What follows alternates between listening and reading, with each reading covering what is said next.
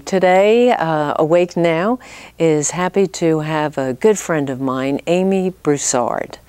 Welcome to the show, Amy. Thank you for coming. Thanks, Mary Jean. My pleasure to be here. And today we're going to talk about how to open ourselves up and accept the goodness and expect the goodness even when we're not sure of where it's coming and when it's coming. The way I'd like to frame this, because I think what would be most beneficial for both of us, is I think the sticking point is a sense of worthiness. A sense of, I know it's being delivered, I know I'm worthy, I know this great plan that I have for myself that I can feel but I can't visualize. It's the fact that I think you want to do something. And instead of just settling into the fact that it's already been done and you just have to get into that receiving mode. I would agree, absolutely. So how do we get you into the receiving mode? For me, the body, the mind wants to be active. What gets me out of my stuck phase is I keep telling myself, I'm a vibrational being. I'm an energy being. If I'm an extension of Source, Source is pure positive energy. It's high energy. It's energy that is, it's joy, it's passion, it's excitement. And if you can get yourself to that, and it doesn't matter what the subject is. See, this is, I think it's because we get focused on the subject and not on the emotion. Mm-hmm. So if we could just focus on emotions, that'll take us to a heightened state where you can kind of feel the tingling, or you can find it's like you're just happy. And I don't care if it's make-believe stuff. And I'm really serious about this. I'm serious. But if you're going to be a creator, if you're going to be a purposeful creator, you have to eliminate what is. You have to eliminate what reality is, because we created our current reality. And if it's our current reality that's bringing us down, we're now bringing ourselves down to the vibration of our present reality, which means our reality will not change. So in order to do that, because you're a creator, and you want to tap into your source, who you really are, so you want to elevate. And that's why it really can be make-believe. It can be a fantasy, it can be whatever you want. It could, what would it be like if I was a millionaire right now? Gosh, I would do this and I would, and play with thoughts like that. Anything that elevates your emotion. Because being stuck in frustration and depression, it's just what you're doing is you're drawing more of that to you. Mm-hmm. Okay? And so it's really interesting how we're in the same place today. And there are no coincidences and there are no accidents, because I'm doing the same thing.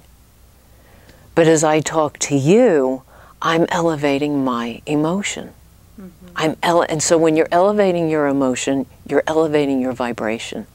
So if you just see yourself as a wave, if you just see, and if you're just, you're frustrated, you're negative, okay, and Source is up here at the level, so you just want to, whatever the thoughts are, you want to get from that plain, flat emotion to one of a little bit better, and one of a little bit better, and one of, so it doesn't matter what you're thinking.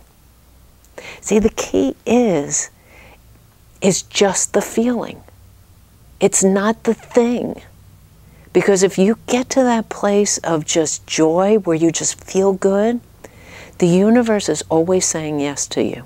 So the universe is going to bring you things that are going to keep you at that level. And when you dip down, the universe is going to bring you more of that too. Because it's just always saying yes. It's interesting. I could not agree with you more. And I find that when I'm in a down place, I don't want to call friends because I don't want to share the down. And I also, I don't want them to come down. And that I don't even want them to perceive me as ever being capable of being down. Mm-hmm. Because I feel like the practice, and it is a practice of staying positive, whether it's having the reality thoughts or the make-believe imaginary thoughts that make me feel good. Like, it is work, and sometimes it feels easier than other times. But I think with that being said, coming here and speaking with you all today, it's what went through my mind was, I'm not in a positive enough place. And then I thought, you'll get positive if you come. I do the same thing, because I say if I acknowledge it, I feed it. I really think it just basically comes down to, if it means acknowledge it if it's going to make you feel better. Yeah, if it's going to move it through. The whole point is making it feel better. So if you just want to say, just put it out there. Because sometimes really just go ahead and acknowledge how you really feel is very good for you. Because it's getting it out, it's voicing it. And sometimes once you say it, it's like, God, I feel bad. I feel better just saying it. Do you feel better now? Yeah, absolutely. You feel better now? I do. Okay. I don't feel isolated anymore. It must work. Did you feel isolated? A little bit, yeah. I mean, even though I can know that I'm not the only one, it can feel like I'm the only one, which gets back to what you were saying. It's about the feelings. The feelings are, they're more impactful than the reality. Because it's the judgments that you're attaching to it. And it's that rabbit hole that you go down. It's like, why did I put myself in this position? I can't believe I've done this. Why did blah, blah? And then you back up and it's like, well, if I did this, six. And you just don't ever just be in the present moment. Right. How would you talk to, so you work with kids, right? So if one of them were to come to you, what advice would you give them? If they were in a down position. They don't know, they don't know what the next thing to do is, they just feel lost. Just a simple, supportive, like, you're loved, you're taken care of, it's okay, feel your feelings, I'm here for you, give them a hug, just basic love and support. There isn't a right or wrong answer. You're right where you're supposed to be, you know, that kind of thing. Yeah. And you'd be very caring, very nurturing. And what if you did that to yourself? Think of yourself as one of those kids. Absolutely. Yeah. We're so critical of ourselves. And we need to stop that. We need to. Big time. Because the one we need to love the most is ourselves. It's interesting, I think, too, for me personally, the older I get, the wiser I feel I'm supposed to be. And so therefore, like, none of this should even come up anymore, or I should have everything figured out. And that is just, it doesn't work that way. Yeah, it's not supposed to. And then so the critical piece comes in. But the whole thing is that if we just love ourselves, just truly love ourselves. So think of yourself, or just think of one of your kids, because it's so much easier to extend the love and the compassion and the nurturing to somebody else. Oh, yeah. And you'd be there if a friend called you. Oh, yeah. You'd be there in a heartbeat. Yeah, I think I know for me personally too, I have made it an expectation that I just sort of know my own future, and if I like something today, I'm going to assume I'm going to like it tomorrow, but that's not my personality. So to kind of be able to gauge what tomorrow or 5 years from now is going to look like, I'm changing and growing all the time, and that's what I asked for, and then when it comes, it's like, okay, you have to receive it, like.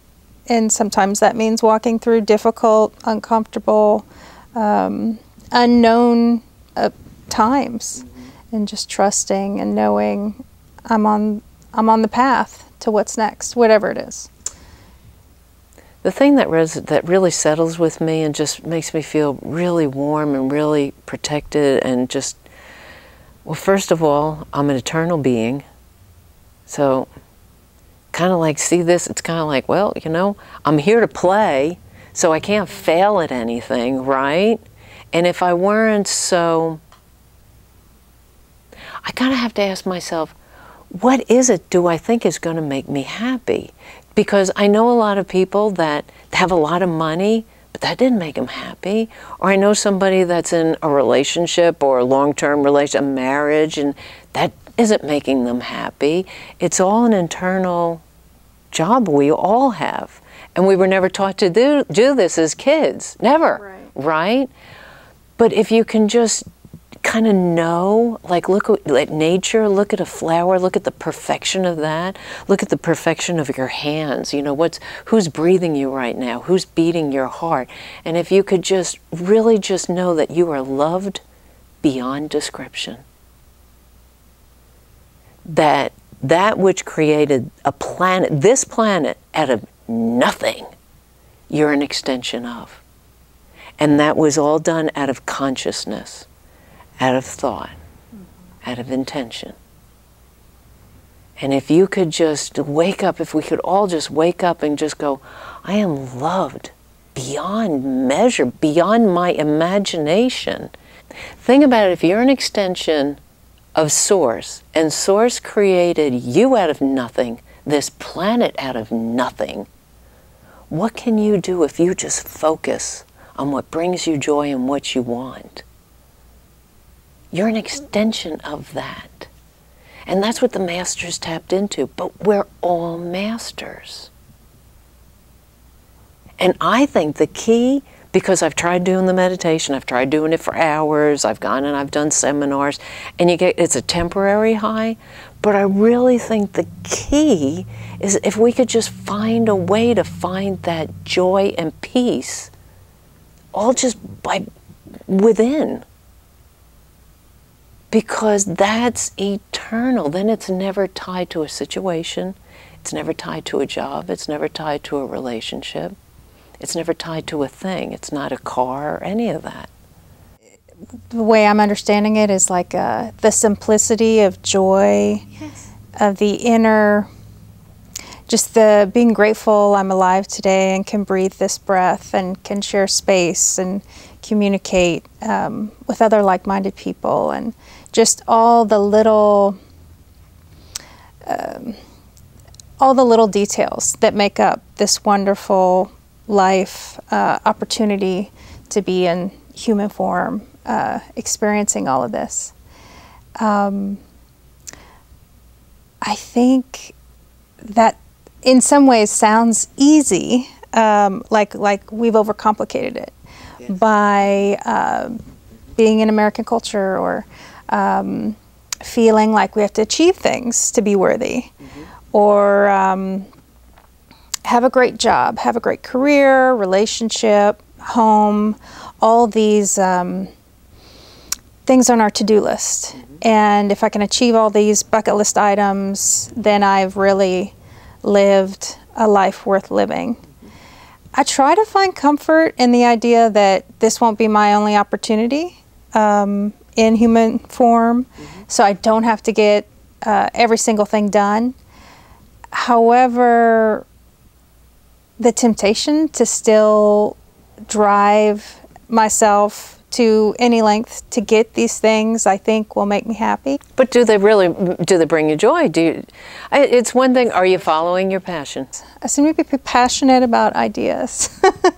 And, you know, I don't execute all of them by any means, but I get excited about having them. That's it. Focus on that. Yeah. Focus on that. If you get excited, that's your hot button. That's your hot button. Don't go by anything else, just go by your excitement. And then so it changes, and then I have to find the new excitement. Yeah. That's okay. Yeah. It changes for me too. And I think it changes for most everybody. But this is where you really don't, you can't give a flip about what anybody else thinks. You can't. You can't care what the good opinion of another person is. Because everybody, it's like we've been raised to believe certain things, and beliefs are what's killing us, and it's what's keeping us miserable. Yeah. You know, there was something I read, it was Wayne Dyer this morning, where he said, if you're still, and I thought this was very interesting, if you're still in the same career or on that same career path that you decided back when you were a teenager or a young adult, would you go to a teenager or a young adult for career guidance today? We're supposed to evolve. We're supposed to change. Right.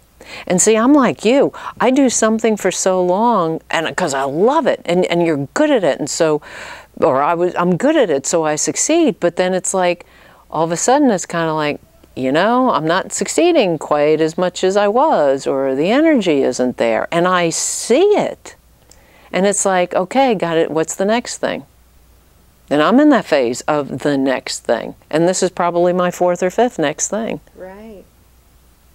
You really have to be in a place, and don't share your dreams with anybody that's going to poo-poo. Right. Because I'm very careful about who I share that kind of information with. Because most everybody expects, what's your plan? Yeah. And I'm like, I don't know, but I know I can't do this anymore. Mm-hmm. It's like, I just can't do this anymore. And sometimes that's enough. That could be my universal or your universal 2x4. It's like, then get out of it. And once you get out of it, give yourself the time and all will be revealed. But that's so, right, I'm in the place. You know, it was interesting. Yesterday I went over to the Arboretum and I walked through because it was just a gorgeous day. And I really was on like this really high. I was seeing these little birds that were just gorgeous, bright red beaks, and one was bright red, and I thought, is that a cardinal? But it was too small. And then I saw this really cool lizard that was like green and dark blue and then black. I mean, it was, and then I saw bunny rabbits and I saw butterflies, and it was just like, and I kept saying, I'm doing this because it was bringing me joy. I'm doing this. And then you know what I did to myself? And I went home and I got some food on the way home, and I went home and I fixed myself a really nice meal. I really had a wonderful evening, you know, and I went to bed. And I slept soundly for 2 hours, and then I woke up. And you know what I started in on? Can't believe you haven't done your taxes yet. Can't believe you haven't turned them in yet. Do you think your accountant's even going to take them now? Like, you've never waited this long. And then it's like, okay, you know, last week it wasn't, I was on vacation. Right. I was visiting family. I didn't care. It was like I wasn't in my usual surroundings. I forgot about all that stuff.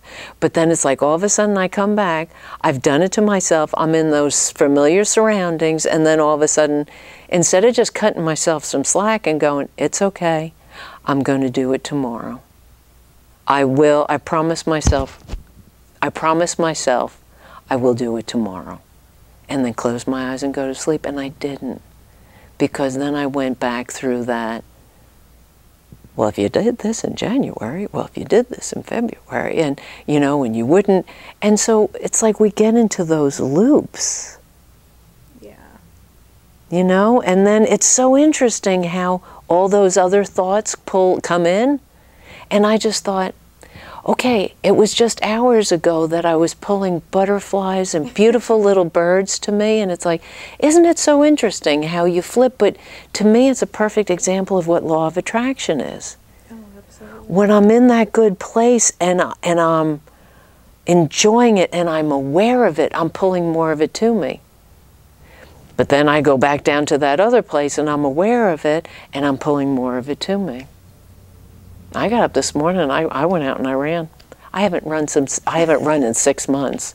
And I went to Memorial and I ran. I almost ran completely the 3 miles, but I think I saw like 6 bunny rabbits, and I thought, okay, I'm good again. Yeah. You know? Oh, yeah. But then you go back into your surroundings. So it's like, okay, so how do we stop making it so dependent on my surroundings? So that's what the masters did. The masters were able to stop those thoughts in the beginning, know that all is well, because it really is. Because when I turn these taxes in, and I don't know if my accountant won't take it, then I'll go do turbo. There will be a solution. And when it's over next week, I'll be like so relieved, and it's like, but why did you tie yourself up in knots about it? So it's stopping that. That takes some... It does. major practice. It does. It's becoming aware of it and then doing whatever it takes to change your focus. And I think really a lot of times it's doing the things that aren't logical that help us feel better. I went through a similar situation where I was saying, I want to be an entrepreneur. And so I was having ideas and which one am I going to launch first? And then I felt like the idea sort of stopped. And then I thought, well, I guess I'll go get a job now. And then through this job, I'll have income coming in and I can get the ideas going again for the entrepreneurship. Well, the second I thought, let me look for a job, I realized I didn't have a job. And I felt that terrible feeling like, oh my God, how do I get one? What do I want now? And like a lack. Whereas when I was saying, I want to be an entrepreneur, it was positive all the way. You know why? Because you were in the creative mode. Yeah. You were creating something. You were imagining something that could be really fun. I was in that pure positive energy space. I was like, God, that would be fun. What would that look like? Yeah. That's what I'm saying. Do the daydreaming. Mm-hmm. Do the daydreaming. And then when you start, then change your surroundings. Mm-hmm. And if it means having a conversation, if it means calling, if it go to dinner, just go run, go to the gym, do whatever it takes. Go pet your cat. Mm-hmm. Get in the car and drive somewhere. Go drive to Galveston. So many times I'll get the urge to do something like that, and it's like, no, don't. You really, oh, what's the traffic going to be like? And it's like, you know, the next day it's like, I really should have done that. Mm-hmm. And I think, and I've had this conversation with friends, and just it's kind of like, because I'm a big one that's like, well, you know, when you get that impulse, you act on it. You get the impulse to call somebody, call them. Then, not 2 or 3 hours from now. It's just when you get the impulse, call. When you get, just be a yes person. Whatever comes up, do it. And I'm trying to get, because that's when you're spontaneous, and that I think is where the magic is. Because I think that is my inner voice, my inner being. That's where that higher knowing is kind of tapping me. Right. And then I go to that logical place. That doesn't make sense. Oh, if I do that, yeah. And I think we think too much. The things we've been taught that are logical aren't. Mm-hmm. I mean, they don't yield necessarily the results we're looking for. Mm-hmm. So it's almost like this material world has been wrongly coded for, you know, if you want this, you do this. Well, not always. Maybe not. So it's kind of like we're creating a new playbook for how to do life and get the results we really want. Well, hence the name of the show is Awake Now. Mm-hmm. This really is the time of awakening. This is really when I think things are really just going to be, and we're going to do things a lot differently. I can't wait. Mm-hmm. Just watch the young ones. Yeah. And that really is, I think, you know, if you can watch kids, they wake up, they can't wait for the day to begin. And they don't want to go to bed at night because they just want to play and have fun. What happened along the way? What happened? Mm-hmm. And find that playful place again. Yeah. Go back to whatever it was, your creative imagination of, I want to be an entrepreneur. There are a lot of people making an awful lot of money out there doing what they love. Right. I want to do that too. Mm-hmm. Have you ever felt that you were in contact with a loved one that has passed? Yes. I can tell you it never feels like I think it's supposed to. So the way I think it's supposed to feel is that it would be as if they were sitting next to me, like a memory of them actually sitting next to me when they were in physical form. And what it feels like more is they've assisted in some way, and I get an idea that it was them. Mm-hmm. And I may not get a tangible scent or physical feeling that they're nearby, but I have a knowing that they were involved. Inspiration is being in spirit. If you can sit down and just let your imagination go wild and you can get those goosebump moments, it's like, hey, you're tapped in. What about you? Do you meditate? I do. I do. I like to do guided meditations because it helps me focus my mind. Like the latest one from Joe Dispenza, because of the music that he uses. And what he does is so what he'll say is, you know, imagine, so you're just sitting there and it's like, imagine the space between your ears. So you're kind of, you get focused on a specific place. And then he says, imagine that space in space. So what he's doing is he's basically bringing you from the physical into the infinite. So he gets you to where you focus on parts of your body, the space there. Now see that in space. And he talks, and the music, I really resonate with the music that he has in the background. And then, you know, he says, now do you feel yourself? Now you are in space. So you've just released yourself from the physical. And it's now, what was that you wanted to create? What was that vision that you had?